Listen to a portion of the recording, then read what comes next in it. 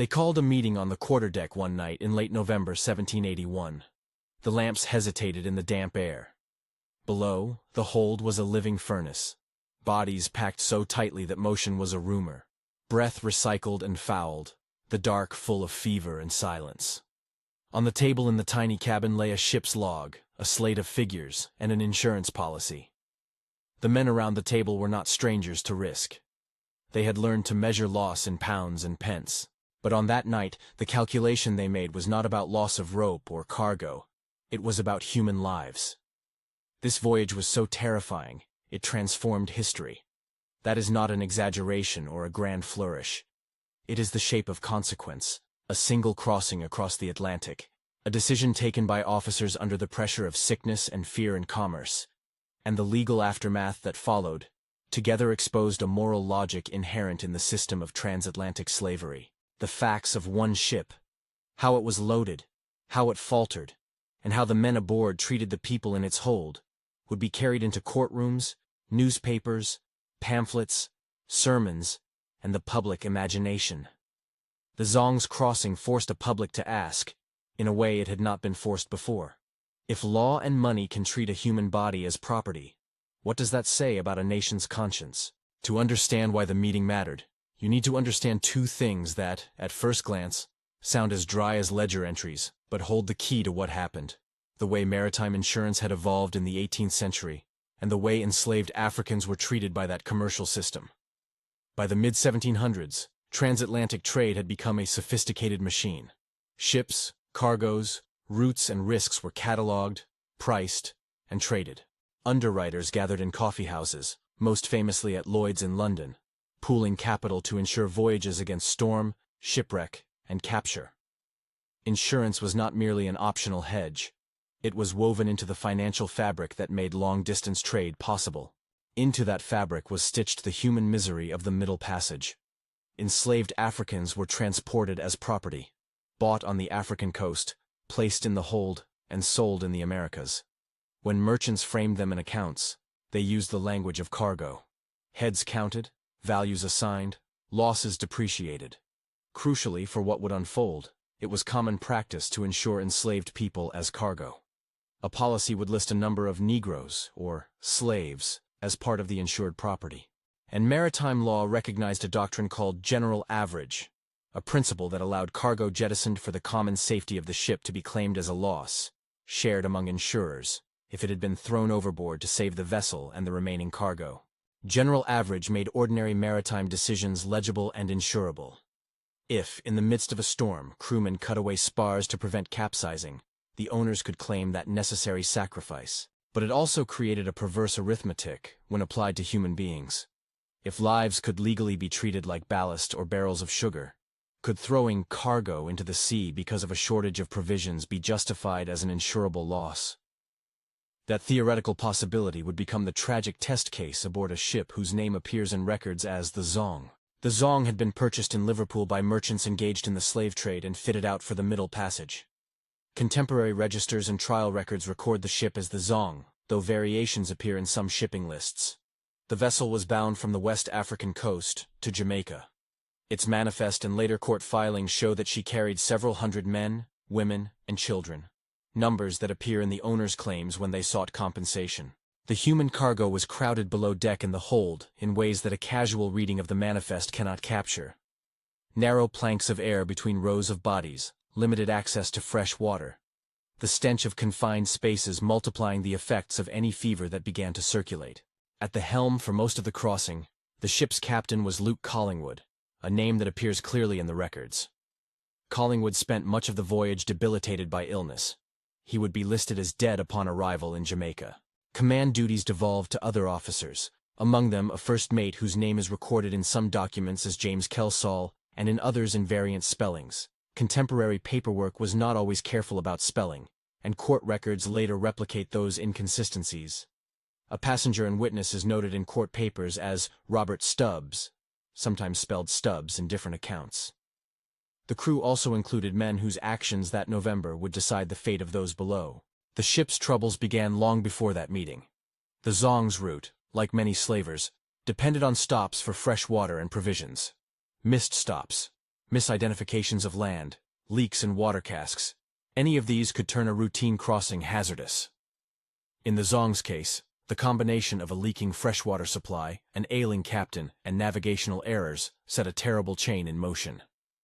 As days stretched into weeks, sickness in the hold intensified. Fevers took hold. Bodies died and were removed, both as a grim sanitary measure and as the cold calculus of a ship's log.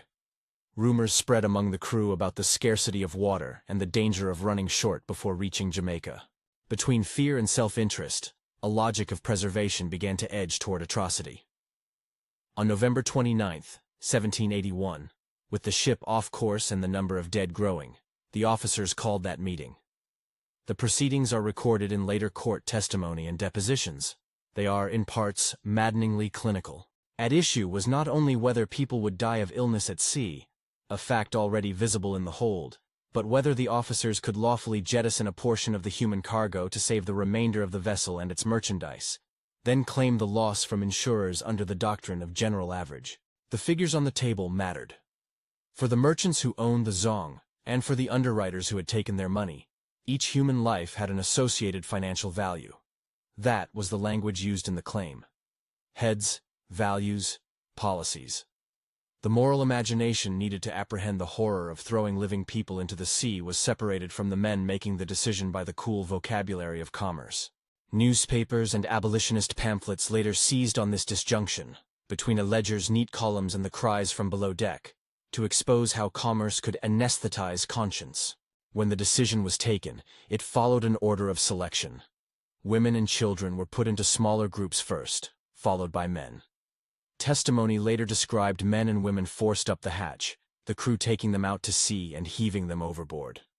Survivors, witnesses later said, included children who were alive and capable of movement when they were thrown into the surf. Count totals compiled in various documents put the number of those thrown overboard at roughly 142.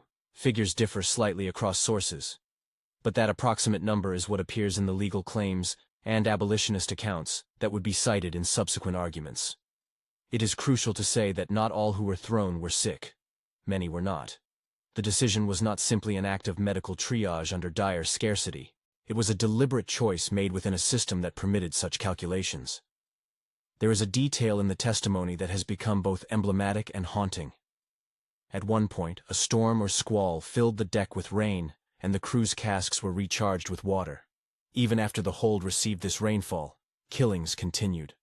That rain, literal replenishment of the scarce resource, should have rationally removed the claimed justification for jettisoning people. But the momentum of the earlier decision, coupled perhaps with a desire to recover value by claiming insurance, carried the violence forward. In later retellings, the image of rain falling, and yet human beings still being pitched into the sea, crystallized the moral bankruptcy abolitionists were determined to show. Some accounts, recorded in court depositions and later seized upon by critics of the trade, add further detail. One man, after being cast into the water, managed to cling to the ship and was recaptured. His survival and seizure afterward imply the wantonness of the act. These vignettes circulated in abolitionist pamphlets not to titillate, but to concretize for a British public what the ledger entries disguised. Still, historians must be cautious. Contemporary records are not always consistent, and where spellings or particulars differ, where one deposition lists a name one way and another source slightly differently, transparency requires noting that variation rather than inventing certainty. Thus, later in court reports, names like James Kelsall can appear across documents with slightly different spellings.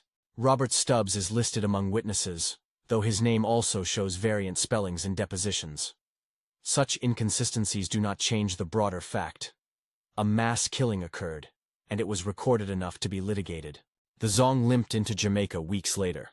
Its survivors, men and women who had not been thrown overboard, were sold. Their fates, once again, were rewritten as commodities changing hands in a market set up to receive them. In Jamaica, the ship's owners, expecting the insurers to accept the loss of cargo as an ordinary maritime expense, submitted a claim for compensation. Here the process shifted from the moral and physical horror aboard ship to the legal and financial language of 18th century Britain.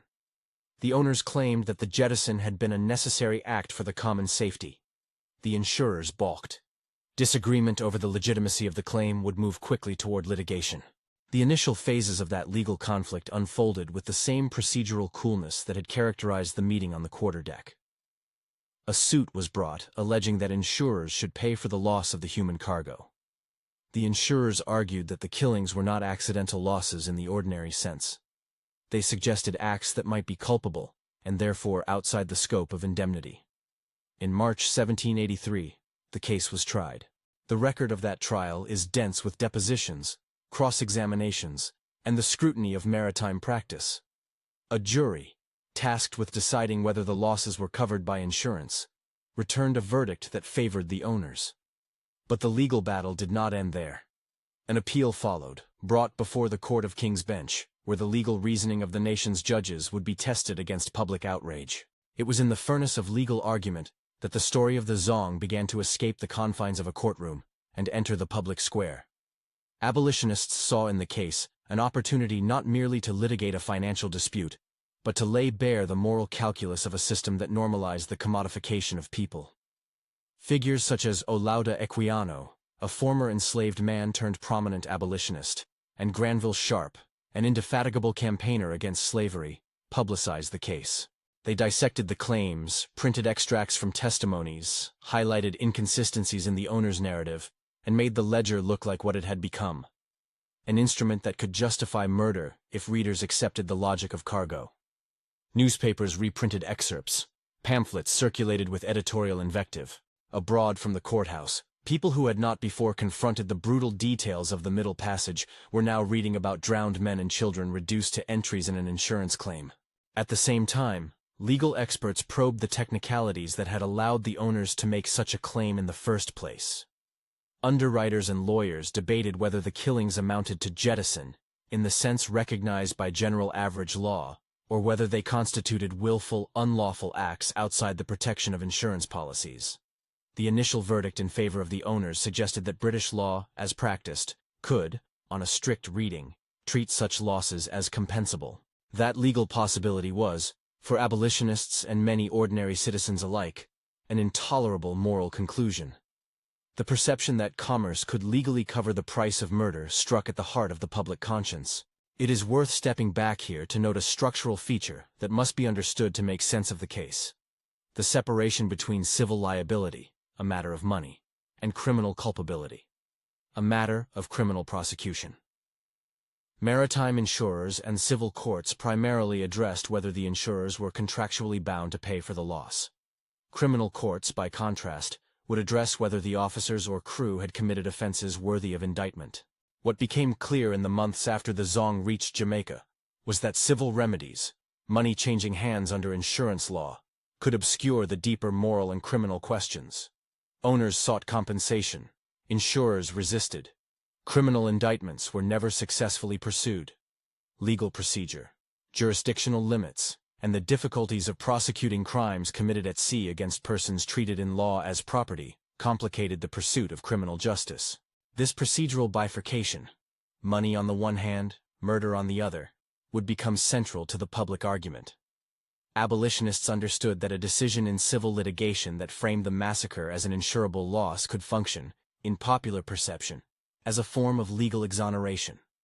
They dedicated themselves therefore to both publicizing the facts and to pressuring the courts and the public to see the act on the Zong as not merely a maritime misfortune, but as a moral outrage.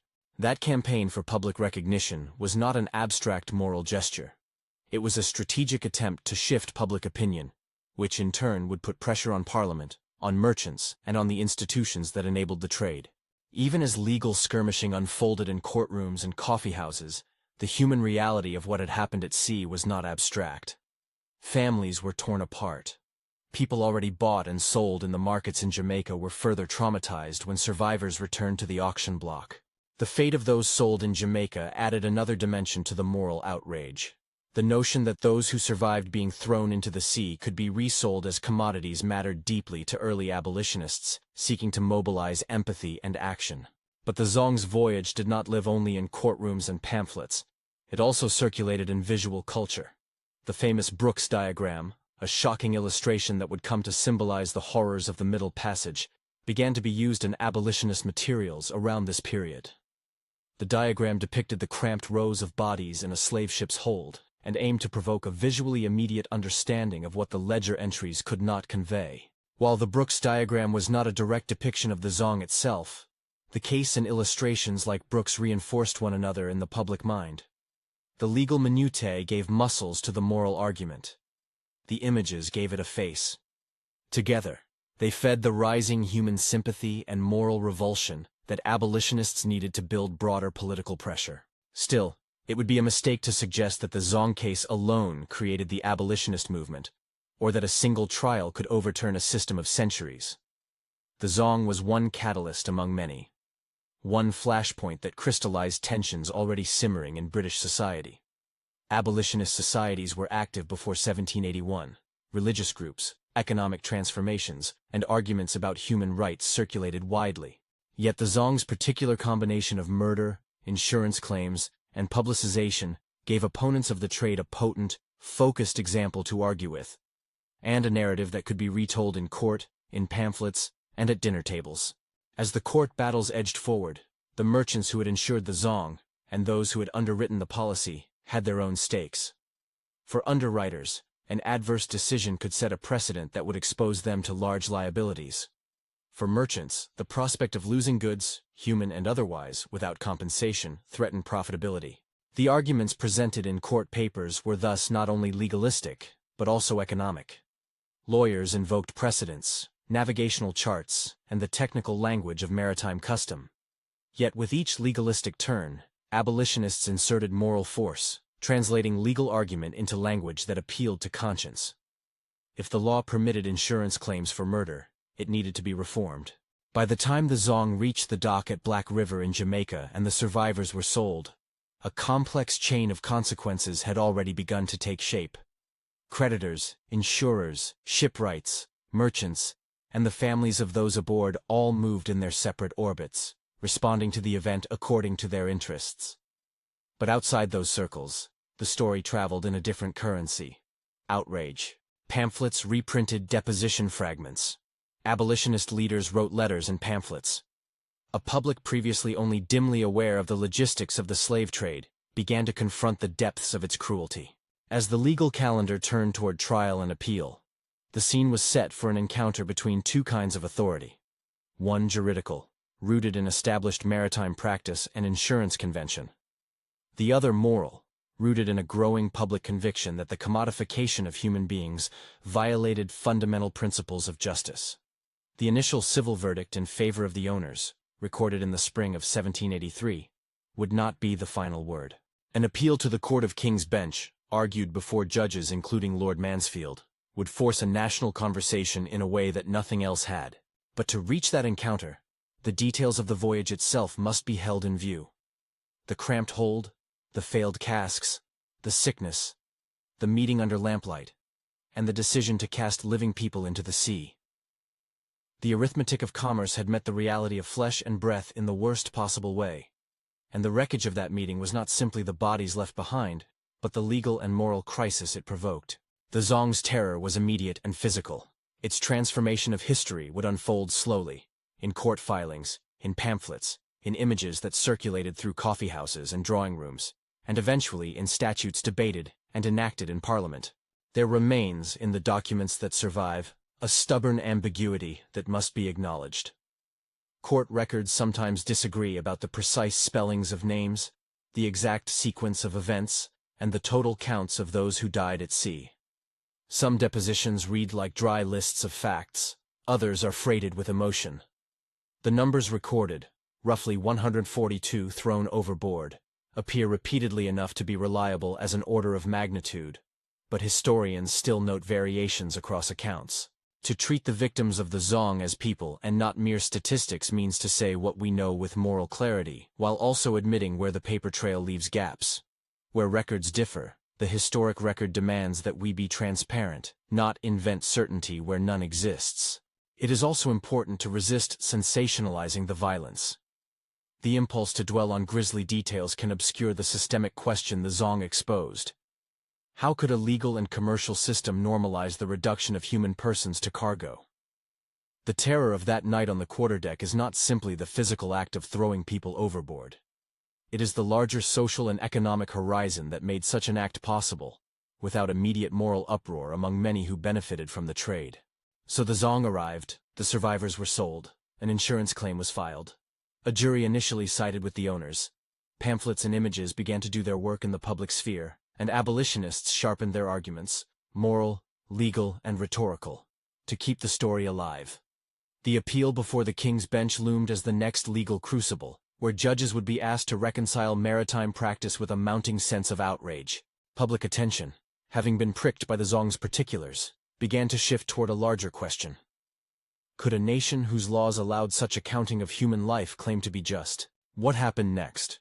How the court would respond, how pamphlets and pictures would augment legal argument, and how Parliament's eventual reforms would be influenced by this and other episodes, is the story of how a single terrifying voyage became one of the catalytic narratives in the long struggle against the transatlantic slave trade. But before the gavel fell, and before laws were debated in Westminster, the human scene aboard the Zong had already endured its most terrible night. The officers had voted, people had been cast into the sea, the ledger had been set in motion, and in Britain's coffee houses and courtrooms, the questions that would define the years to come were being posed. When commerce and law dehumanize, who will speak for those whom the system calls cargo? When a legal system rewards the throwing away of human life as an insurable loss, can public moral outrage force the law to reckon with its consequences? The answer would not come easily or immediately. The Zong's voyage had opened a wound in public conscience. The legal and political processes gathering around that wound would determine, in incremental and contested ways, whether law would be used to correct the monstrous arithmetic of profit and property, or whether murder under the cover of maritime necessity would pass for reasonable maritime practice. The appeal before the Court of King's Bench arrived not as a mere rerun of legal technicalities, but as a moment when the private arithmetic of commerce collided with public conscience. In May 1783, the case returned to the highest common law court in England. The owners, who had secured the initial jury verdict in their favor, argued that the jettison of human cargo fit within established maritime practice, a necessary loss for the common safety of the ship, compensable under insurance. The insurers insisted the killings were not the kind of sacrifice the law protected. They were willful acts, not unfortunate accidents. The questions the judges faced were technical and moral at once. Was the doctrine of general average meant to cover deliberate killing? Could an insurer reasonably be forced to pay when human lives had been taken in something resembling a calculated disposal? The bench did not dismiss the case as simple. The judges probed navigational records, questioned timelines, and listened to depositions that had circulated now beyond the narrow world of merchants and underwriters.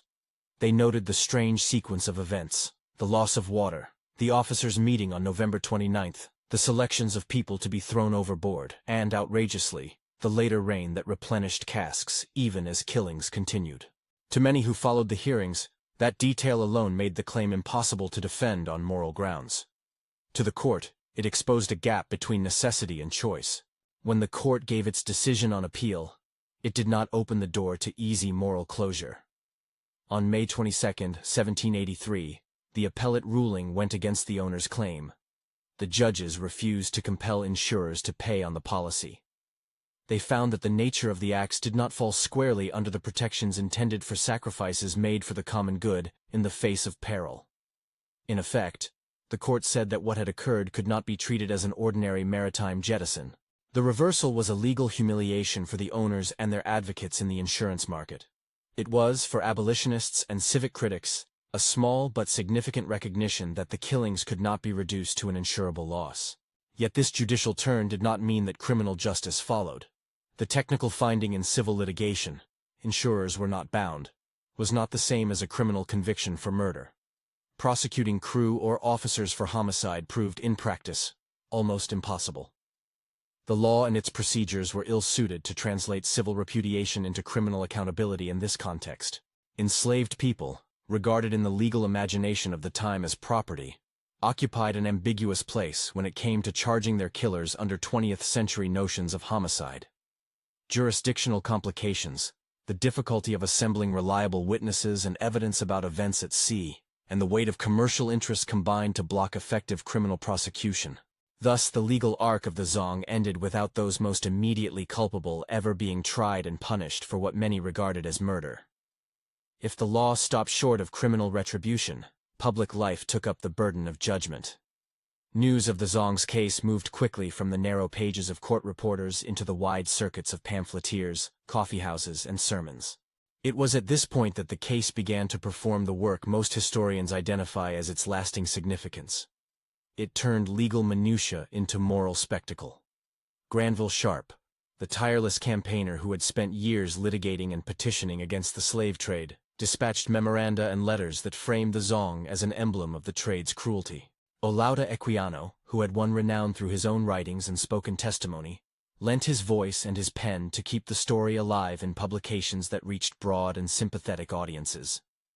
Together with others, anonymous pamphleteers, radical journalists, and dissenting ministers, they pressed the argument not simply that the law must be stricter, but that public opinion must change.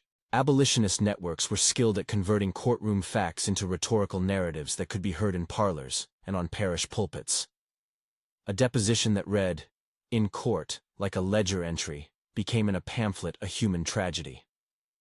The image most commonly associated with that transformation was the Brooks diagram, a stark engraving that showed the human bodies packed into the hold, row upon row, in a way that no insurance table could adequately describe. Though the Brooks plate was not a direct illustration of the Zong's hold, used alongside the Zong's story, it gave an immediate visual sense of the misery legal forms had obscured. Viewers looking at the Brooks image and reading about the Zong began to grasp how a system of exchange rationalized suffering at an industrial scale. Public outrage did not arrive in a vacuum. In the 1780s, British society was already a site of contested discourse about slavery. Religious dissenters and Enlightenment writers interrogated the moral claims of human bondage. Merchants and colonial planters defended the trade as an economic necessity. What the Zong produced was a crystallizing anecdote whose details were both specific enough to be told and stark enough to provoke a moral response. The story moved from courts into sermons, and from sermons into parliamentary correspondence and the pages of newspapers. This diffusion mattered. Political pressure is rarely born in a single courtroom, and more often in the slow aggregation of outrage across social spaces. The Zong circulated as evidence, a dramatic moral exhibit, that reformers used to argue for immediate measures. Those measures began to look technical, but had moral consequences.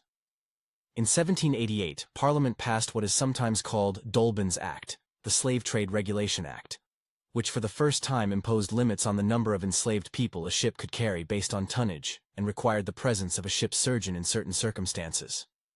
The law was modest and far from abolition.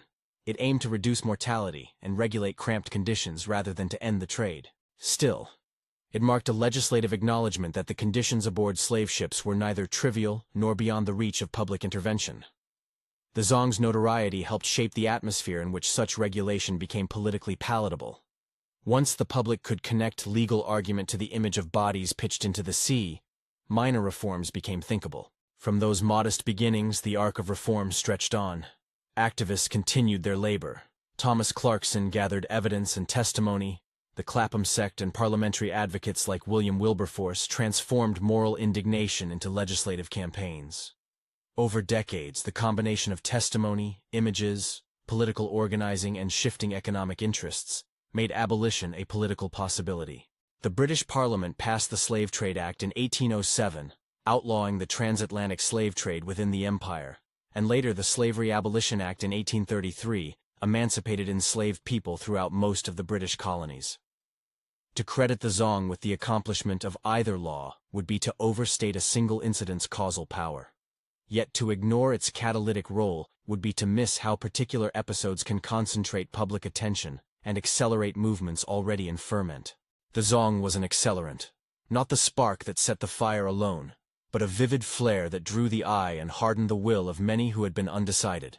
The ripple effects of the Zong case also reached legal and insurance culture. Underwriters and insurers watched the appeal and its surrounding publicity with alarm. The potential for precedent threatened to reshape the costs and terms of maritime insurance. Debates inside Lloyd's coffeehouse and in the lawyers' offices reconsidered the limits of general average. The industry moved cautiously, seeking to shield itself from moral and financial contagion. by refining policy language and resisting interpretations that would expose underwriters to claims framed as willful wrongdoing. The Zong thus functioned both as a public relations disaster for parts of the maritime economy and as a spur to legal clarifications about what policies did and did not cover. An understandable question follows. If the Zong's legal reversal and public exposure did some moral work, why did the owners and crew escape criminal punishment? The answer lies partly in the legal architecture of the era and partly in the political economy. Criminal law required proof of intent and jurisdictional reach that were difficult to assemble in cases that originated on the high seas. Moreover, the victim's legal status as property complicated the simple application of homicide statutes. Many in the legal profession struggled with how to reconcile the property conception of enslaved people with emerging ideas about human rights. Social influence and economic interests shielded many implicated in the trade. Abolitionists had to rely on shifting public opinion and parliamentary pressure rather than the direct machinery of criminal prosecution to produce change. Even beyond British courts, the Zong story resonated in transnational contexts. Across the Atlantic and in the Caribbean, debates about the trade took different forms.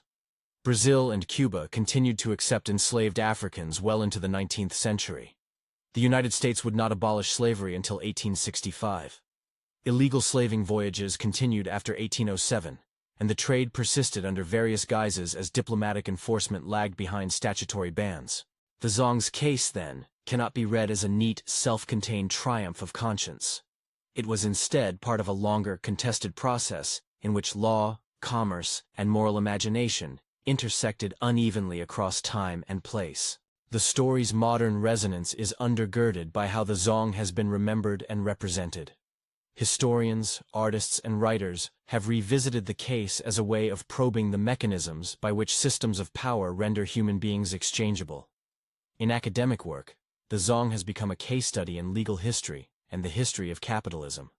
In art and literature, it has been a touchstone for explorations of memory, violence, and omission.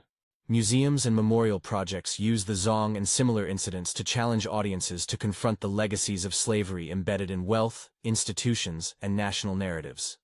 To study the Zong today is to trace the genealogy of practices that commodified people, and to acknowledge how those practices shaped modern institutions. There is, in studying the Zong, a sobering methodological lesson about evidence and uncertainty. Depositions, logs, and insurance papers give partial views. Some names are spelled differently across documents. What appears once as Kelsall may appear elsewhere in variant form. Robert Stubbs is listed in some depositions, and spelled otherwise in marginal notes. Historians must navigate these discrepancies with care, acknowledging uncertainty where it exists. This is not to relativize the moral facts on display. The killing happened, ships arrived, survivors were sold. But to be precise about what legal records can and cannot tell us about individual actors and precise sequences. The Zong's significance also lies in the stark way it reveals an ethical pathology endemic to systems that reduce persons to property. The officers' meeting on that November night exposed a logic in which life could be counted, priced, and disposed of. That logic was not simply a matter of individual cruelty, but of institutional form. Insurance contracts, shipping practices, colonial markets, and legal doctrines together produced an environment where slaughter could be conceived as an economic remedy. When institutional forms render violence legible as a balance sheet, the moral imagination is put under pressure.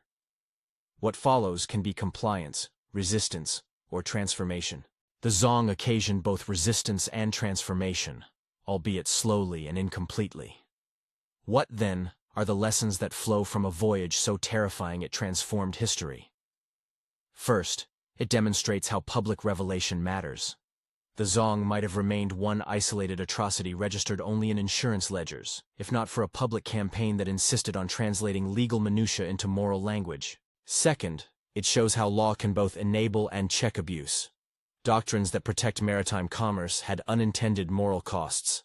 Judicial reversal could limit those costs, but only public pressure transformed law into sustainable reform. Third, it underscores the stubborn limits of legal recourse, where social and economic structures are implicated. Criminal justice lagged, and only a combination of public outrage, strategic advocacy, and political organizing yielded systemic change. At a human level, we must return our attention to the people aboard that ship. They remain in the records that survive, nameless in the ways that systems of commerce often render people anonymous. They were women and men, children and elders, each with a life that the legal and financial documents cannot recover. To treat them with dignity is to insist on their personhood even as we analyze the structural forces that obliterated it. When we read trial transcripts or insurance claims, we must resist the economy of abstraction that reduces breathing bodies to line items. Remembering the Zong means reclaiming the full human presence of those who suffered under a system that rationalized their deaths. In the broader sweep of history, the Zong invites a balanced judgment. It did not single-handedly abolish a trade, nor did it produce immediate legal accountability for the perpetrators. But its notoriety changed the conversations that make legislative and social reform possible. It provided abolitionists with a concentrated, morally urgent example that could be communicated with clarity and force. It exposed the contradictions of a commercial empire that prized profit yet claimed moral authority. And over decades, as public opinion shifted and political coalitions formed, those contradictions fed into laws that at last curbed and then criminalized the trade the Zong had exemplified. Today, when historians speak of the Zong, they do so with a mixture of sorrow and analytic rigor. The ship's crossing remains a grim testament to what can happen when economic systems disconnect from humane judgment. It is also a testament to the power of exposure, to the pen and voice of abolitionists, to the images that made suffering visible, and to the courts whose deliberations, however imperfect, created openings for moral contestation. The Zong's terror became a resource for those who argued for change. Its infamy helped stitch together a broader movement that would, in the long arc of history, reshape law and policy. There are contemporary echoes worth noting. Modern institutions, financial markets, legal regimes, corporate supply chains, continue to pose similar ethical questions, albeit in different forms. Who bears the burdens of risk? How do legal categories accommodate or suppress human dignity? When trade and profit obscure suffering, who will translate ledger entries into human stories? The Zong reminds us that systems are not inert. They can be challenged if citizens, advocates, and institutions insist on aligning law with ethical standards. As we close this account, we return to the title that frames the whole. This voyage was so terrifying, it transformed history. The terror was not an isolated moment of cruelty, but a revelation. A visceral public proof that the systems sustaining the transatlantic trade could sanction extraordinary violence. That revelation did not by itself abolish slavery, but it became part of the chain of events that made abolition politically and morally thinkable. The Zong stands in history as a warning and as a spur. A warning about what depersonalized systems can normalize, and a spur to the continuing work of making law, commerce, and public life answerable to human dignity. If you want sources, further reading, and links to primary documents cited in this episode, check the description below. For those who study this history, the record is both a call to remember and an invitation. To read carefully, to testify to what the archives reveal, and to act where structures still permit dehumanization. Thank you for watching. If this account moved you or raised questions, consider subscribing to the channel and exploring the sources in the description to learn more about the Zong, the law of the sea, and the long struggle for abolition.